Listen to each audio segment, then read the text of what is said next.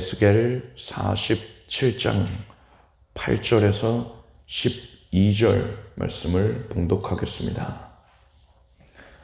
그가 내게 이르시되 이 물이 동방으로 향하여 흘러 아라바로 내려가서 바다에 이르리니 이 흘러내리는 물로 그 바다의 물이 소성함을 얻을지라. 이 강물이 이르는 곳마다 번성하는 모든 생물이 살고 또 고기가 심히 많으리니 이 물이 흘러 들어가므로 바닷물이 소성함을 얻겠고 이 강이 이르는 각처의 모든 것이 살 것이며 또 이 강가에 어부가 설 것이니 엔게디에서부터 에네글라임까지 그물 치는 곳이 될 것이나 그 고기가 각기 종류를 따라 큰 바다의 고기같이 심히 많으려니와 그 진펄과 갯펄은 소성되지 못하고 소금 땅이 될 것이며 강 좌우가에는 각종 먹을 실과나무가 자라서 그 잎이 시들지 아니하며 실과가 끊치지 아니하고 달마다 새 실과를 맺으리니 그 물이 성소로 말미암아 나옴이라. 그 실과는 먹을만 하고 그 잎사귀는 약재료가 되리라. 소성함을 얻으라. 이런 제목으로 말씀을 드리겠습니다. 이스라엘 백성들이 하나님을 떠나서 우상 숭배에 몰두하였습니다. 그러자 하나님께서는 이스라엘을 징벌하셨는데 북이스라엘은 아수르 제국에 의하여서 멸망당하였고 남유다 왕국은 바벨론에 의해서 멸망당하게 하셨습니다. 바벨론의 침략을 앞두고 있는 유다 백성들이 뭐라고 생각을 했느냐? 우리의 수도 예루살렘에는 하나님을 위한 성전이 있지 아니하냐? 솔로몬이 지은 예루살렘 성전이 있지 아니하냐? 여호와를 위한 것이 아니냐? 그러니 하나님께서 그 성전을 아끼시는 마음이라서라도 우리를 반드시 구해 주실 것이다. 우리를 절대로 버리지 아니하실 것이다. 이렇게 생각하고 있었습니다. 그래서 더욱더 대담하게 우상을 숭배하였던 것이지요. 그런데 그들이 생각했던 것대로 하나님께서 그들을 보호해 주셨습니까? 아니요. 하나님께서는 바벨론에 의하여서 유다가 철저하게 멸망당하게 하셨습니다. 심지어 예루살렘 성전, 그 유다 백성들이, 이스라엘 사람들이 그토록 자부심을 가지고 있었던 예루살렘 성전도 완전히 무너뜨려지게 하셨단 말입니다. 그렇게 이스라엘 사람들은 바벨론에 사로잡혀서 포로로 끌려가게 되었습니다. 그곳에서 이들은 육체의 고통을 당하는 것으로 인하여서 괴로워하는 것이 아니었습니다. 그들의 마음이 무너져 있었어요. 아니, 예루살렘 성전이 무너지다니. 이것은 하나님이 우리를 버리셨다는 뜻이 아니냐 싶어서 이들은 큰 절망에 빠져 있었습니다. 낙심한 상태로 거기서 헤어나올 줄을 몰랐어요. 이렇게 이들이 비통 가운데에 빠져 있을 때에 하나님께서 포로로 잡혀간 이들 중에 에스겔 선지자를 세우신 것입니다. 하나님께서는 에스겔에게 환상을 보여주셨는데 그 내용은 하나님이 장차 이스라엘에게 그리고 온 인류에게 큰 은혜를 부어주시겠다라는 의미였습니다. 그것이 바로 오늘 본문 말씀의 내용인 것입니다. 오늘은 에스겔이 본 환상의 의미에 대하여서 또한 하나님께서 그것을 통해서 우리에게 어떤 복을 언약해 주셨는가, 우리가 어떠한 복을 누리고 있는가에 대하여서 말씀을 드리겠습니다. 오늘 본문의 내용은 에스겔 40장에서부터 연속되어 있습니다. 이 40장에서 에스겔은 환상 중에 성전을 방문하였다 했어요. 그런데 에스겔이 예언할 당시에는 예루살렘의 성전이 사라지지 않았습니까?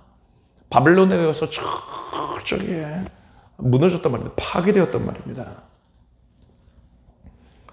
그럼 에스겔이 본 성전은 도대체 뭡니까?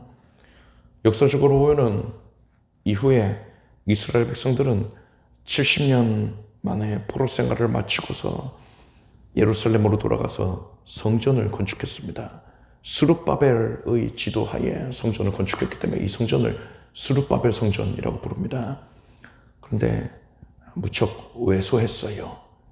그래서 훗날 로마 시대 때에 이스라엘의 통치자 헤롯 대왕이 이 스룹바벨 성전을 크게 증축을 하였습니다. 이것을 헤롯 성전이라고 부릅니다. 그렇다면 에스겔은 환상 중에 스룹바벨 성전이나 헤롯 성전을 보았던 것입니까? 그게 아니었어요. 에스겔이 자신이 본 성전을 묘사하는 그 내용을 보면 성소와 지성소를 가로막고 있는 휘장이 존재하지는 않습니다. 그리고 하나님께 바치는 떡, 진설병, 그 떡을 올려놓은 떡상도 존재하지를 않습니다. 일곱 근초 때도 존재하지 않아요. 그리고 언약궤도 없습니다. 이것을 뭘 할 수 있습니까? 에스겔이 환상 중에 본 성전은 이쪽에 있었던 솔로몬 성전도 아니고 또 스룹바벨 성전도 아니고 헤롯 성전도 아닌 겁니다.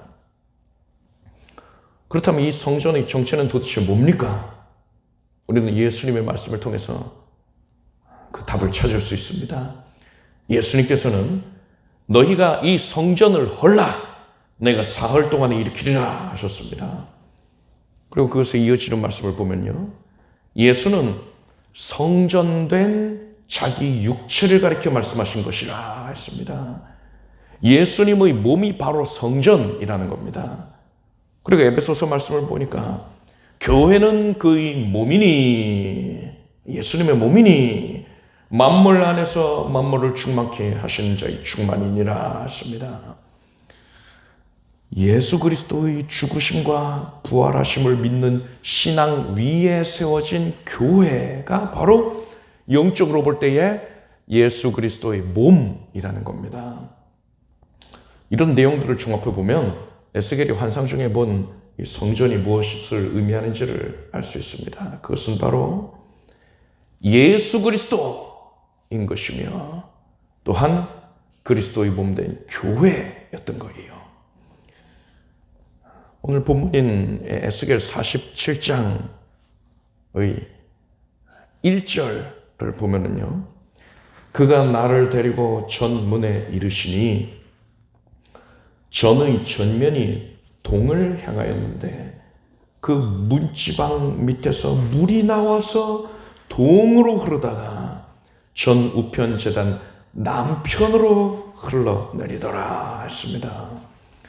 에스겔이 환상 중에 방문한 이 성전에 하나님께서 거룩하게 임재하시니까 성전의 문지방에서 물이 흘러나왔다는 겁니다.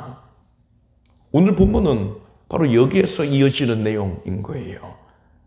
본문의 8절을 보니까 그가 내게 이르시되 이 물이 동방으로 향하여 흘러 아라바로 내려가서 바다에 이르리니 이 흘러내리는 물로 그 바다의 물이 소성함을 얻을지라 했습니다. 성전에서 흘러나온 물이 이스라엘의 남쪽에 위치해 있는 바다. 이스라엘 남쪽에 무슨 바다가 있습니까? 사해가 있어요. 사해에 이르게 되었는데 이 사해가 소성함을 얻게 되었다는 겁니다. 소성케 된다는 것은 되살아날 소에 깰 성을 써서 되살아난다, 회복된다 이런 뜻입니다. 여러분, 이 팔레스타인, 그러니까 가나안 땅의 최북단에는 헐몬산이 있습니다. 헤르몬산이라고도 부르죠. 헐몬산은 이스라엘에서 가장 높은 산입니다.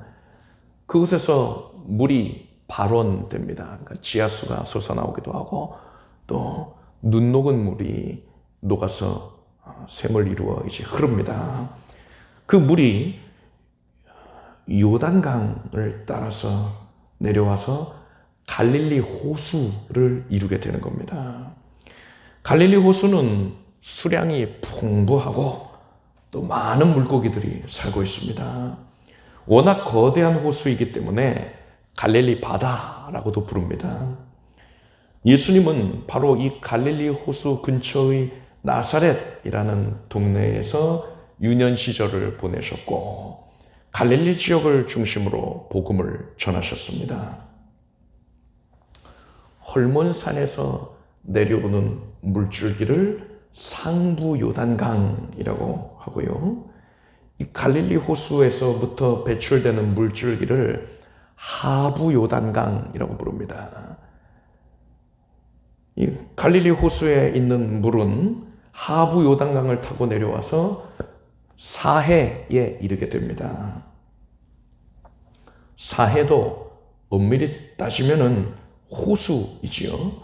그런데 이 갈릴리 호수보다도 훨씬 그 크기가 크기 때문에 성경에서는 이 사해 역시 바다라고 부릅니다. 사해는 이 해수면과 일반적인 바다의 높이보다도 388m나 낮은 지역에 위치하고 있습니다. 지구상에서 가장 낮은 지역이에요. 근데 물은 높은 곳에서 낮은 곳으로 흐르지 않습니까? 낮은 곳에서 높은 곳으로 흐를 수는 없단 말이에요.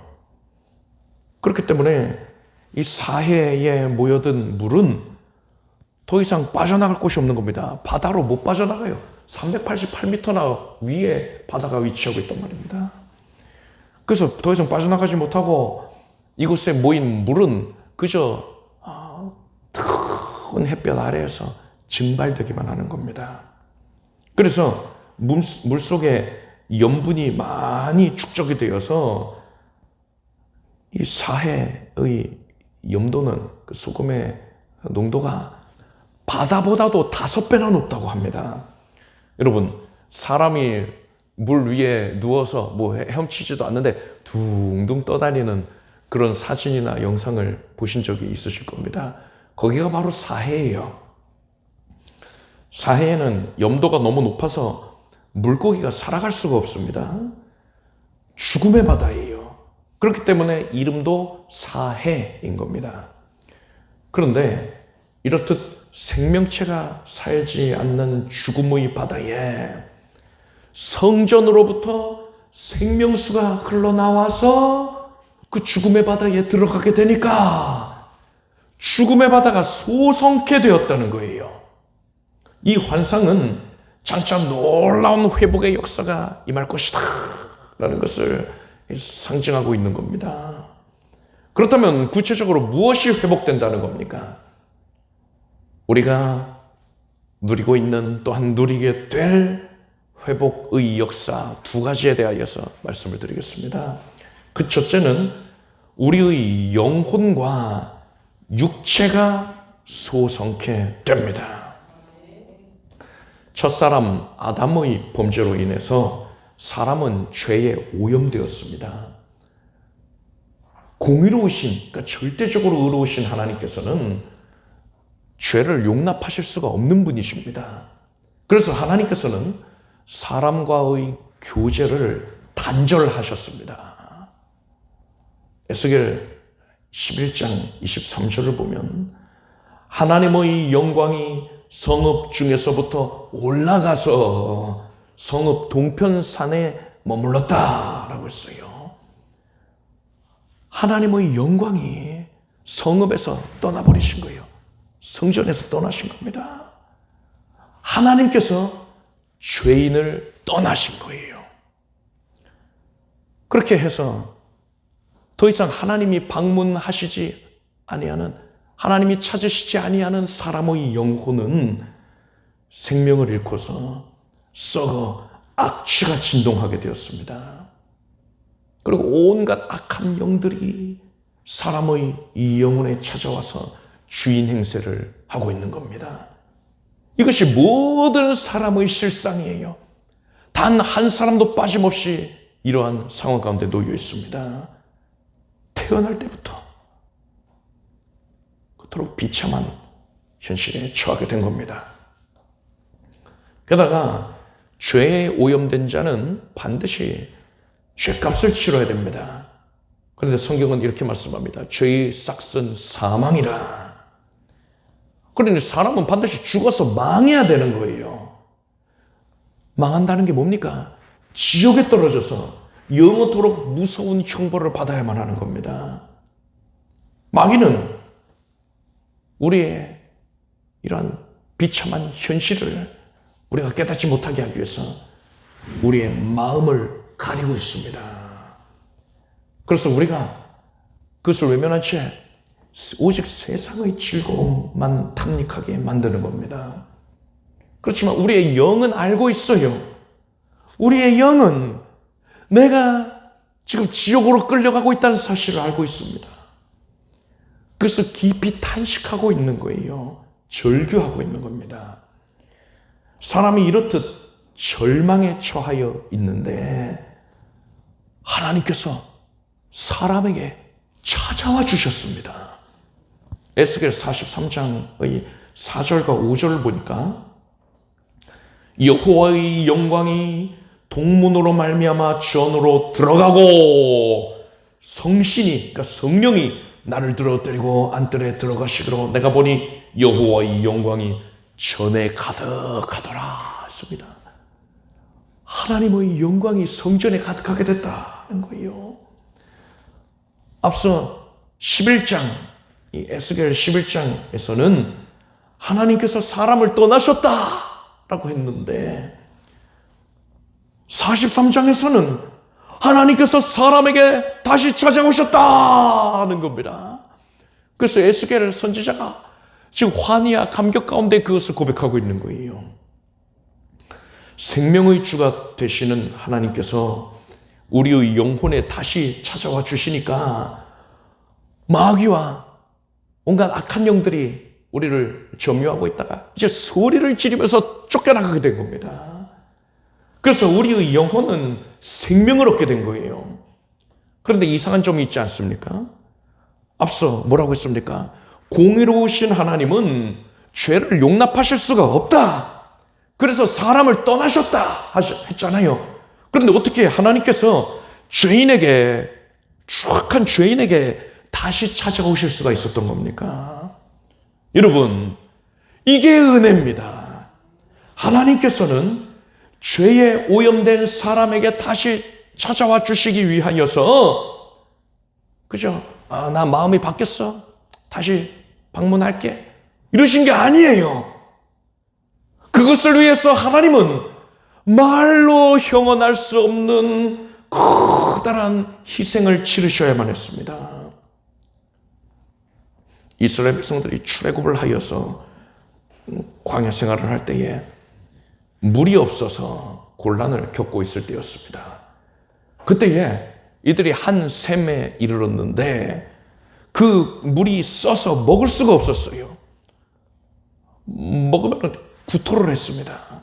아마도 석회질이 다량 녹아있는 그런 물이었던 것 같습니다. 이런 물은 사람이 마시면 배탈이 납니다. 먹을 수 없는 물이에요.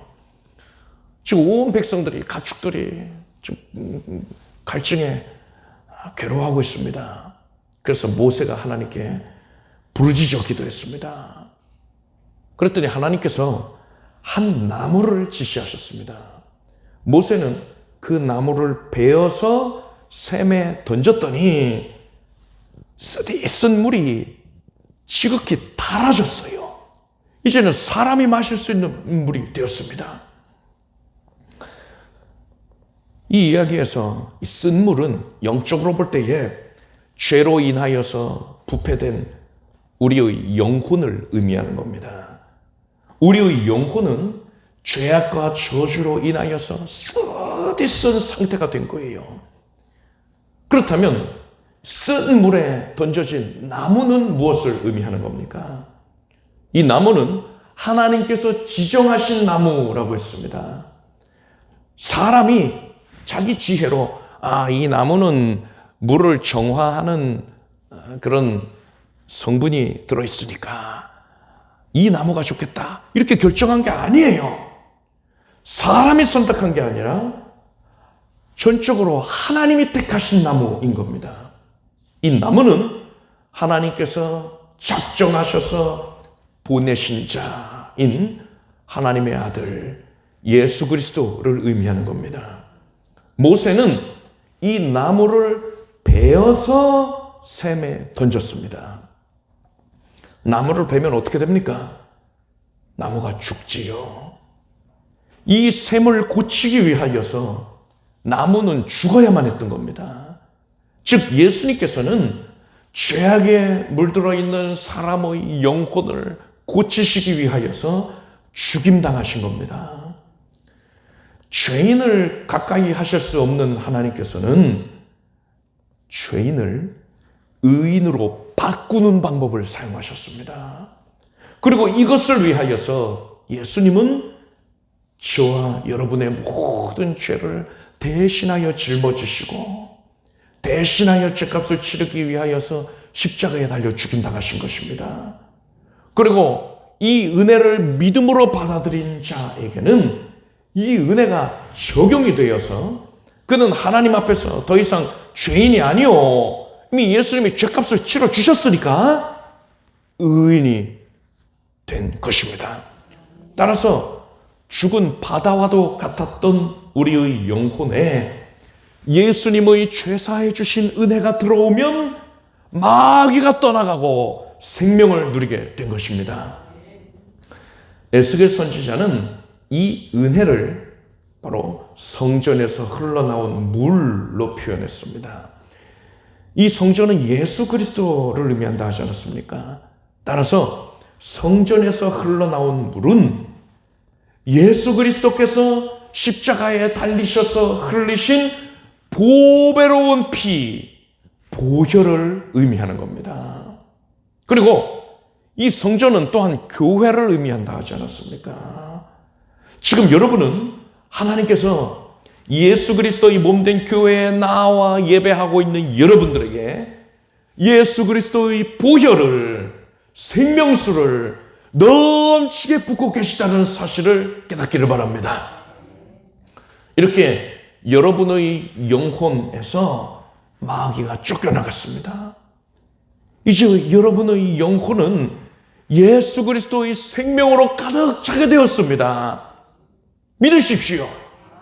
그리고 마귀뿐 아니라 저주의 세력이 가지고 왔던 육신의 질병까지도 쫓겨나야 마땅하지 않겠습니까? 저주가 가져온 질병, 연약, 그것까지도 쫓겨나야 하는 게 마땅합니다. 그런데 아직까지 그것들이 우리에게 들러붙어 있습니까? 그렇다면 여러분은 이제는 그것을 꾸짖어서 물리칠 수 있게 되길 바랍니다. 예수 그리스도의 보혈이 내게 임하였다. 예수님의 생명수가 나에게 흘러들어왔으니 이제 질병과 저주는 나에게서 떠나갈지어다. 이제 이렇게 담대하게 명령하길 바랍니다. 예수님께서 우리에게 보혈을 베풀어 주셨어요. 이제 여러분은 보혈을 받은 자답게 육체와 영혼의 소성케 되는 은혜를 적극적으로 누리며 살기를 바랍니다. 둘째로 복음 전파를 위한 길이 소성케 되었습니다. 갈릴리 호수는 물이 맑고 또 물고기도 많아서 항상 활기가 넘칩니다. 예수님께서도 이러한 갈릴리 호수 일대를 공생의 사역을 위한 베이스 캠프로 삼으셨습니다. 전초기지로 삼으신 거예요. 반면에 그 남쪽에 있는 사해는 염도가 높아서 물고기가 전혀 살 수가 없습니다. 생명이 없는 거예요. 아니, 갈릴리 호수와 또 사해, 이 둘 다 헐몬 산에서부터 요단강을 따라 내려온 물을 똑같이 받은 것 아닙니까? 그런데 왜 이런 차이가 발생하는 겁니까? 갈릴리 호수는 새롭게 유입된 물의 양만큼을 밖으로 흘려보냅니다. 그렇지만 사해는 물을 그저 받아들이기만 할 뿐이고 밖으로는 흘려보내지 않습니다. 이것이 차이점인 거예요. 여기에 신령한 교훈이 있습니다. 우리의 영혼도 마찬가지입니다. 우리의 영혼은 하나님께 받은 은혜를 이웃에게 전하여 주어야지만 생명을 유지할 수가 있는 거예요. 만약에 그렇지 아니하다면 사해처럼 썩어서 부패하게 되는 겁니다. 하나님께 받은 은혜를 이웃에게 전하여 주는 가장 적극적인 방법, 강력한 방법이 뭡니까? 바로 복음을 전하는 겁니다.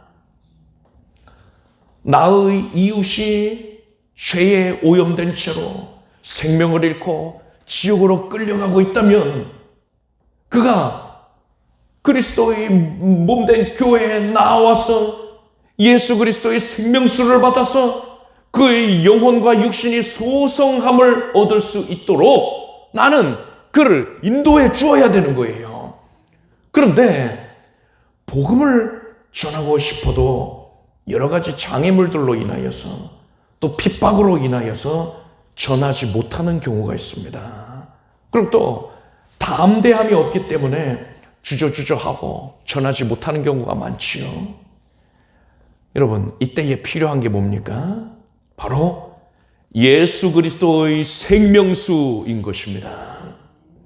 오늘 본문의 9절 10절을 보면 이 강물이 이르는 곳마다 번성하는 모든 생물이 살고 또 고기가 심히 많으리니 이 물이 흘러 들어감으로 바닷물이 소성함을 얻겠고 이 강이 이르는 각처의 모든 것이 살 것이며 또 이 강가에 어부가 설 것이니 엔게디에서부터 에네글라임까지 금을 치는 곳이 될 것이라. 그 고기가 각기 종류를 따라 그 큰 바다의 고기같이 심히 많으려니와 라고 했습니다. 사해에 생명수가 들어갔더니 사해에 생명이 넘쳐나고 소성함을 얻게 된다라고 했습니다. 물고기가 각기 종류대로 큰 바다와 같이 심히 많아질 것이고 심지어 어부가 물고기를 잡을 것이라 했어요. 여러분, 사해에 그 죽은 바다에 어부가 활동할 만큼 고기가 많아지게 된다는 겁니다. 여러분, 예수님께서 지금 이 시간 이 자리에서 우리에게 생명수를 부어주고 계십니다. 넘치게 붓고 계세요. 그리고 예수님은 이렇게 말씀하고 계십니다. 내가 너희로 사람을 낚는 어부가 되게 하리라. 네가 무수히 많은 이들을 지옥 권세로부터 건져내어서 구원에 이르게 할 것이다. 예수님이 이렇게 말씀하시는 것입니다. 아멘 하시기 바랍니다. 여러분, 이러한 예수님의 명령이 있었으니까 이제 예수께서 부어주시는 생명수가 여러분의 복음 전도를 가로막고 있었던 모든 장애물들을 뒤덮어버릴 것입니다. 창조자의 뜻은 절대적이에요. 그분의 명령이 있었으니까 장애물이 그 앞에 버티고 있을 수가 없어요. 예수님의 생명수가 그 모든 것을 뒤덮어버릴 거예요. 생명의 강이 되게 해버릴 것입니다. 만약에 나에게 담대함이 부족했다면 담대함을 주실 것이고 말에 지혜가 없었다면 입술에 마땅히 할 말을 심어주실 것입니다. 예수님의 생명수가 여러분에게 이러한 능력을 나타내었다는 사실을 여러분 확실히 믿으시길 바랍니다. 이제 이렇게 생명수가 임하였으니까 우리는 그저 가만히 두 손을 놓고 방관하기만 하면 됩니까? 그러면 저절로 전도가 됩니까? 예수님이 생명수 부으셨으니까 이제 뭐 알아서 하시겠지. 이러면 될까요? 오늘 본문의 11절을 보면은요, 그 진펄과 개펄은 소송되지 못하고 소금 땅이 될 것이며 라고 했습니다. 여러분, 이것은 대단히 무서운 말씀입니다. 원어를 살펴보면 진펄은 수렁을 의미합니다. 개펄은 물 웅덩이를 의미해요. 그러니까 물이 빠져나가지 못하는 장소입니다. 여기는 소금 땅이 된다 했어요. 소송치 못한다 했습니다. 이 말씀은 예수님의 생명수가 임하였는데도 불구하고 그저 은혜를 받기만 하고 그것을 다른 이에게 전하여 주기 위한 노력을 전혀 기울이지 아니하는 자는 절대로 소송치 못한다는 겁니다. 소송함을 얻지 못한다는 것은 죽었던 영혼이 살아나지를 못한다는 거예요. 구원 못 받는다는 겁니다. 그렇다면 이 말씀은 복음을 전하지 않으면 구원 못 받아, 이런 뜻입니까? 아니지요. 여러분, 우리는 이 말씀을 제대로 이해해야 됩니다. 만약에 복음 전하지 않으면 구원 못 받아 이렇게 주장을 한다면 이것은 행위로 말미암아 구원을 얻겠다는 말과 같은 거예요. 이것은 사도 바울이 저주한 내용입니다. 이단의 주장이에요. 이 말씀은 그런 뜻이 아닙니다. 복음 전파에 열정을 내지 아니하는 자는 절대로 제대로 된 믿음을 가진 자가 아니다라는 뜻이에요. 하나님께서 여러분에게 생명수를 부어주시는데 그 부어주시는 생명수가 그저 나에게만 적용이 된다면, 흘러서 넘쳐 다른 이에게 나가지를 않는다면 이걸 어떻게 받아들여야 됩니까? 하나님이 나에게 은혜를 아주 작은 양만 부으신 겁니까? 하나님은 외아들까지도 아끼지 않고 우리를 위하여 내어주셨습니다. 예수께서 자기 생명을 아끼지 않고 내어주셨어요. 하나님은 측량할 수 없는 무한한 사랑을, 생명수를 무한정으로 우리에게 지금 붓고 계시는 것입니다. 그렇게 무한정으로 우리에게 생명수를 붓고 계시는데, 그런데도 불구하고 이 생명수가 우리에게서 흘러 넘치지 않는다면 이건 뭘 뜻합니까?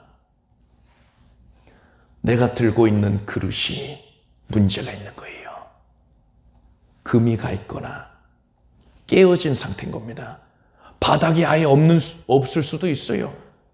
제대로 된 그릇이 아닌 겁니다. 내가 일절 복음을 전하지 않고 있다면, 복음 전하는 거 그런 거 굳이 왜 해야 돼? 그거 딴 사람들이나 하라 그래. 나는 그렇게 유난 떨기 싫어. 나는 복음 안 전할 거야.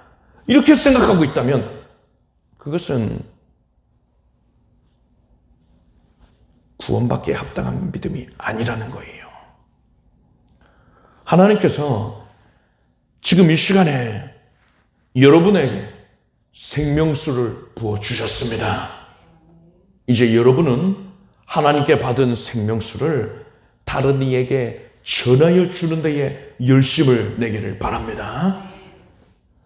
불신자를 교회로 인도하여 그들도 생명수를 받아 누릴 수 있도록 하기를 바랍니다. 복음 전하는 건 어떤 특출난 사람들만 하는 것이야, 이렇게 생각하면 안 돼요. 구원받은 진짜 믿음을 가진 성도라면 누구나 할 수밖에 없는 거예요. 당연히 해야 되는 겁니다. 여러분에게 만약에 담대함이 필요하다면 예수님께 구하십시오.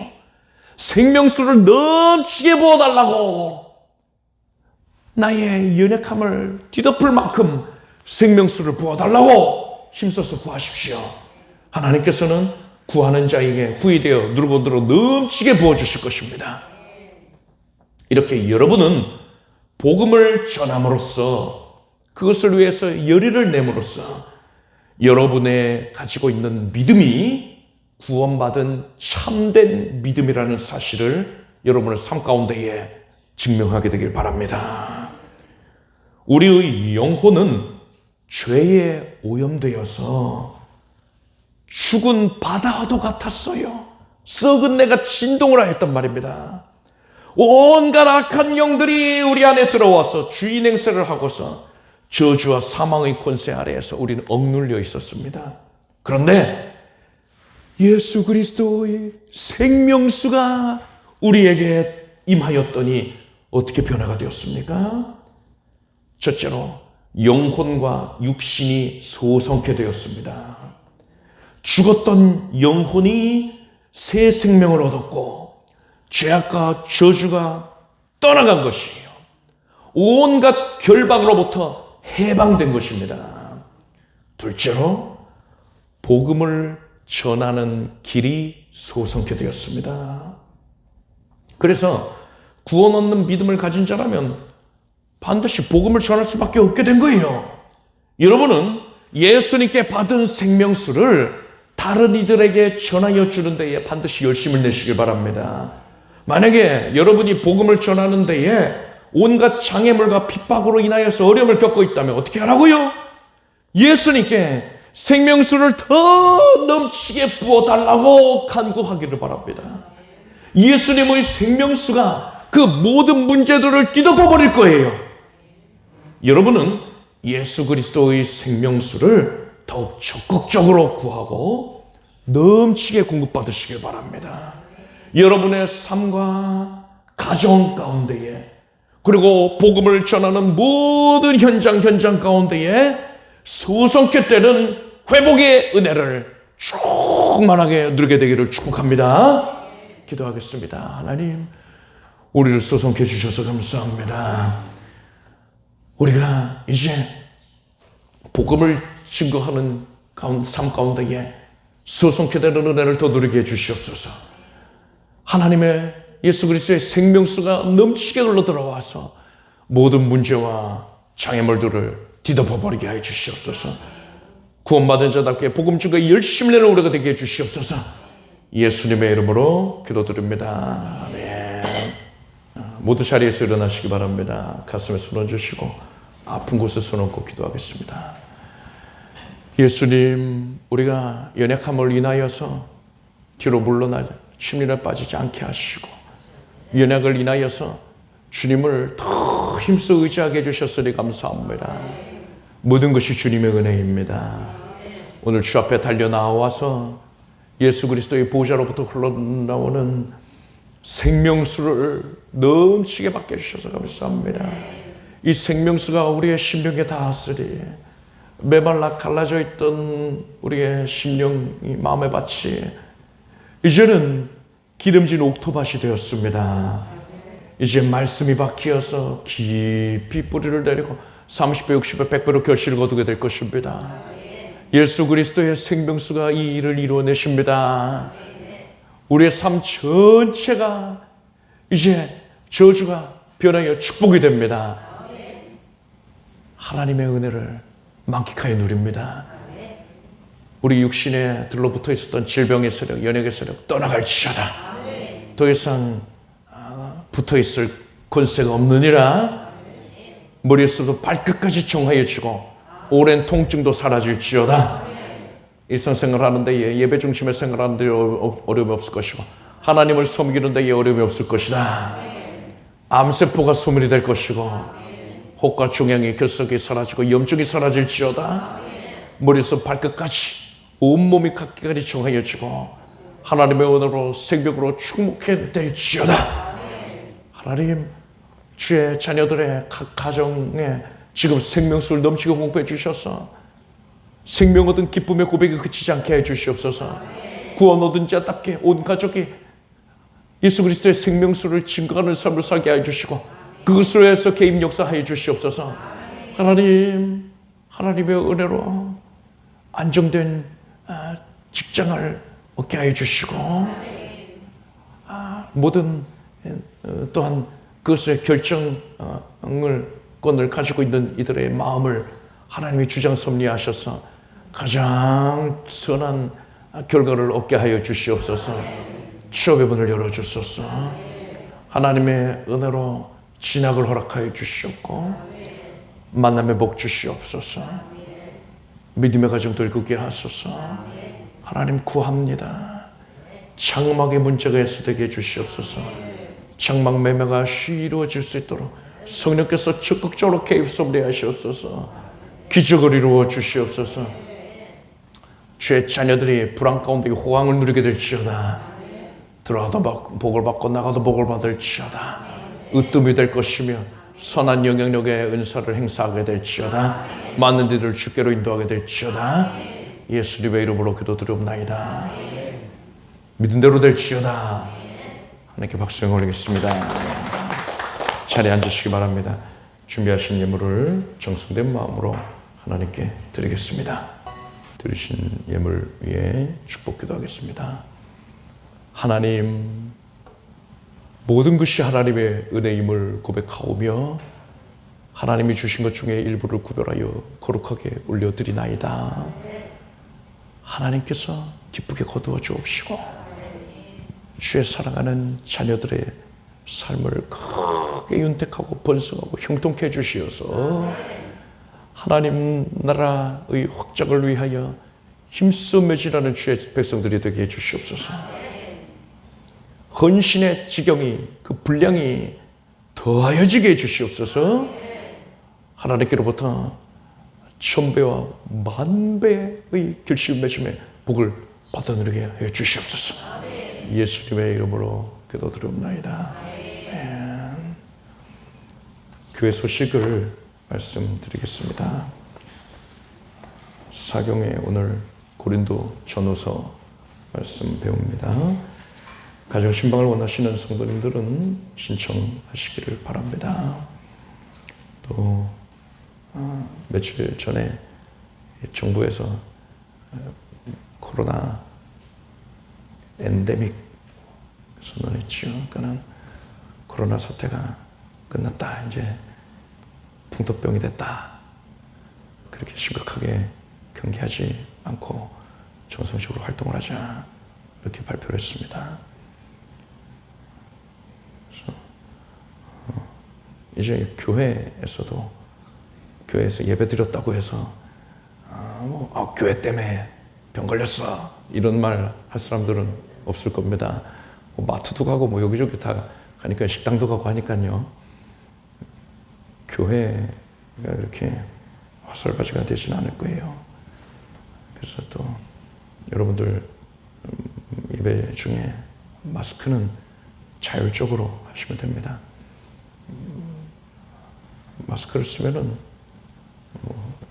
KF94 같은 경우에는 바이러스를 막아주잖아요.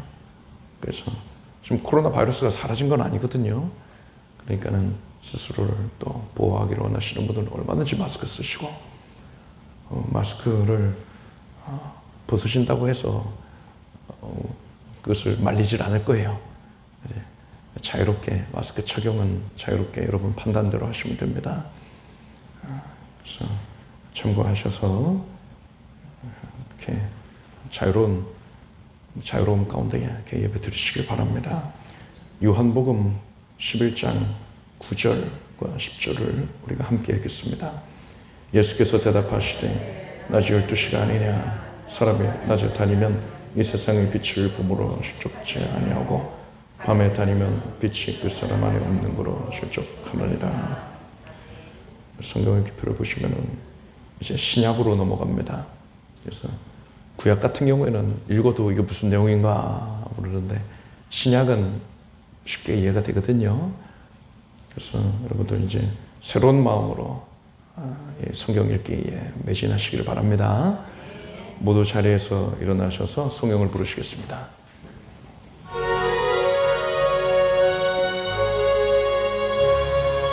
성부 성자 성령께 찬송과 영광 돌려 보내세.